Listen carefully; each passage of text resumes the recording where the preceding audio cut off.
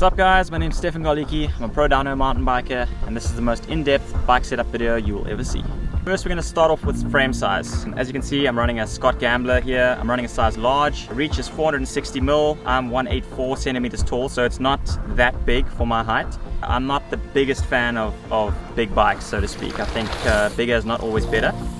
You've got pros and cons with bigger or smaller bikes. So the bigger the bike is, the more stability you're going to have. It's going to be better for like high speed tracks, rough sections, things like that, more downhill orientated. When you get smaller, it's going to be more agile. So for tighter tracks, things like with a lot of trees, and if you're in the forest, Euro type riding, a smaller bike is not a bad shot. The bigger the bike goes, the less traction you have on the front wheel. So that's why I don't like the bigger bike. I feel like I can't turn as well. I lose traction on the front wheel, and also I can't get far enough off the back of the bike when it gets steep. Next up, we're going to talk about wheel size. I'm running a full 29er here, although this year I will be experimenting with a mullet setup. I don't think anyone who's under 6 foot should be running a 29er. You don't have enough wheel clearance if you are not tall enough. The pros and cons of bigger or smaller wheels, for me, I felt the bigger the wheel, the more traction you've got, the more stability you've got. So for high speed sections and for flatter type of tracks, the bigger wheels are really beneficial.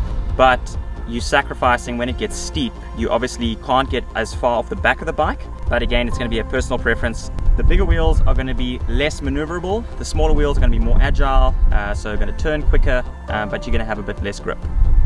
Okay, next up, we'll go straight into tire pressure and tires. I'm running Kenda tires. I've got a prototype on the front, and I'm running the Pinner Pro on the back. We're here in Paarl, South Africa, and the track here is pretty hard pack. But personally for me, I don't like to change dry tires that much. I like to find one that works and stick with it, and that way it's nice and predictable for whichever track I'm going to. Although when it gets wet, I do always put on spikes. And please guys, if it's wet, put on spikes. It makes a massive difference. Just allowing that dirt to get in between the knobs and your knobs to stick in deeper. My go-to tire pressures are 23 in the front, 27 at the back for dry conditions. If it gets wet, I'll drop those down to 20 in the front and 24 at the back, which is pretty soft. I'm about 80 kilos, 81 kilos, so for my weight that's quite soft, but that for me was a game changer. I used to suck in the wet, and nowadays I feel relatively confident in it. And the reason that is because as you drop the tire pressures, your tire conforms to what it's riding over. So whether that's a root or a rock, or a tree stump, anything like that, if it's hard, it's going to deflect, especially if it's wet and slippery. So you're going to be bouncing all over the place, and when you soften those up, you can actually hit a rocky section and your bike's going to track going straight. That's going to give you peace of mind, it's going to give you confidence, and confidence is going to equal speed. The same thing applies even in dry conditions. Generally, if you have your tires pumped harder, you're going to roll faster, theoretically, on a smooth surface. If it's a rough surface, however, if your tires are too hard, they're going to be bouncing and they're going to be deflecting, and it can actually slow you down. Next, we can talk about cranks.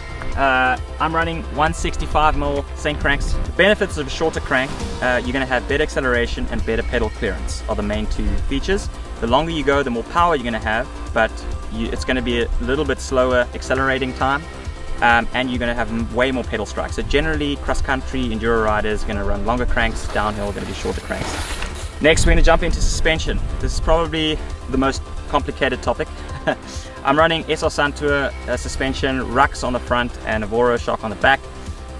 Just a quick rundown on my setup. I'm running between 75 and 85 psi in the fork. I'm running no volume spacers, no compression. My rebound settings are in the middle.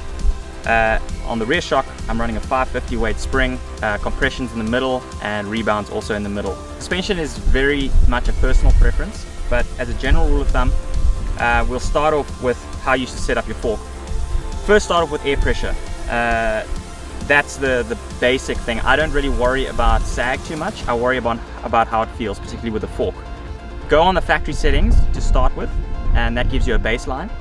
And then from there, you want to ride at the tracks that you're going to be riding at, and then you can go up or down in pressure depending on how much travel you're using. Generally, you want to make sure that you're using about 90% of your travel when you're riding at speed, but leaving that last 5 to 10% as a bottom out buffer. If you find that the fork feels really good through turns and through most of the track, but you're bottoming out in a few parts, then you can worry about adding a volume spacer. Go one at a time, because remember, volume spacers are going to make your ride harsher. It's going to be hard on your hands, hard on your arms. So rebound, start off in the middle and then go back or forth from there. I like to run my rebound as fast as possible, so it tracks the ground, I do a little test on the downhill bike. If I compress the fork and release it without the front brake, and the fork bounces off the ground, it's too quick. Generally, when the track's smooth and dry, you could run a slower setup because it's going to give you a little bit more traction and predictability. But as it gets rougher, if it's too slow, your front wheel's not going to track well and it's going to be bouncing and skipping. So you'll have to speed it up from that point. And same applies to the rear shock. So in terms of compression, I run no compression on my fork. Compression basically slows down the oil going through the fork, so it gives you a platform, but it makes the fork less sensitive. Sensitivity equals grip, grip equals confidence. Coming to the rear shock, I'll start off around 25 to 30% sag. Compression, I do add a bit of compression on the shock because it gives you a bit of a platform, and sensitivity is not as crucial on the shock as the fork, in my opinion. And rebound, again, try to run it as fast as possible, but not out of control. Right, next, let's move into cockpit. Bars, stems, grips. My setup, I'm running the Pro Coriac 31.8 bars, 20 mil rise, and I've cut them to 790 mil. I do run my enduro bike and jump bike a little bit narrower.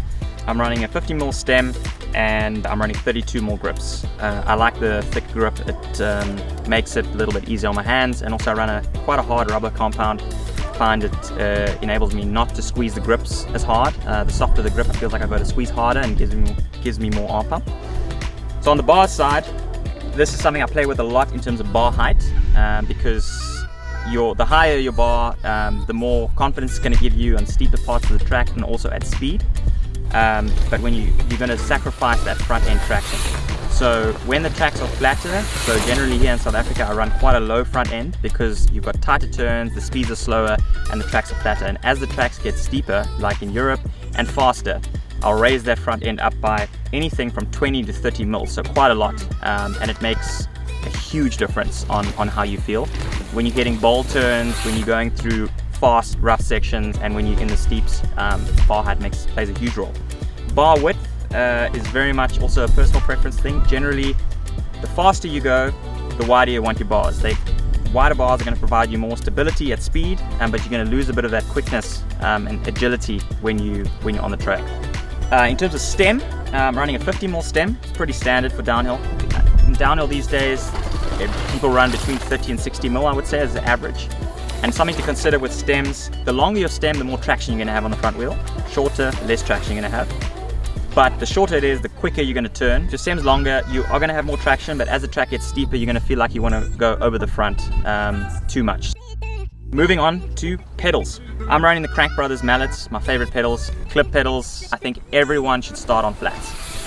When you're starting out, the skill that you learn and the technique from flats is something that you can't it's going to have a huge impact on your riding if you don't go that route first. The nice thing about flats is it allows you to put your foot out through turns, have more confidence if the bike gets a bit wild. However, I do think the faster option, at least for me, is to go clips once you get a bit more experienced.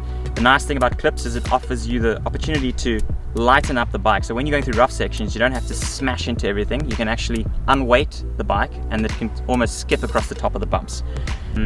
Also, you don't have to worry about your feet bouncing off. So when you're in a rough section, you can just focus on what's coming and not have to worry about your feet. Brakes, running Shimano XTRs, 4-piston, 220 mil rotors, the biggest I can get really. I think you can't have strong enough brakes, so get the biggest distance you can. I run my levers quite far out, so there's a lot of sensitivity there. That's something that you need to think about, is whether you like it close to the grip or further out. A lot of guys like to run it close, but I feel it gives me more arm pump. That's something you're gonna have to experiment with. On setting up your levers, something you got to think about is how far the lever is away from the grip, because these levers are designed for single finger braking, and if they're too close to the grip, if you pull it with one finger, it's going to hit your other knuckles. So that is something I set mine up about 3.5 centimeters away from the grip, but that's going to be different for every person. And in terms of angle of your levers, that is directly correlated to the track gradient that you're riding. If you're riding a flatter track, you can run them a bit further down.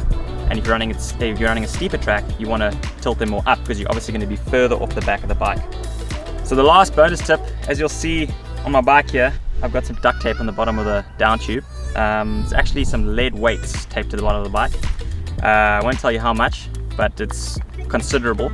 I've done a lot of testing with this over the last year, and it made a huge difference to me in terms of my grip, my stability. The bike just feels less dramatic at speed through rock gardens, etc. And on the clock, I've been faster with the weights. So something to think about. Make of it what you will. Depends how heavy your bike is to start with. But if you're looking for pure race performance, having a bit of extra weight on having a heavier bike is not a bad thing. So that's it, guys. This is what's worked for me after about a decade of racing now. It took me a while to figure all this stuff out. Hopefully it helps you guys, and I'll see you out there on the trails.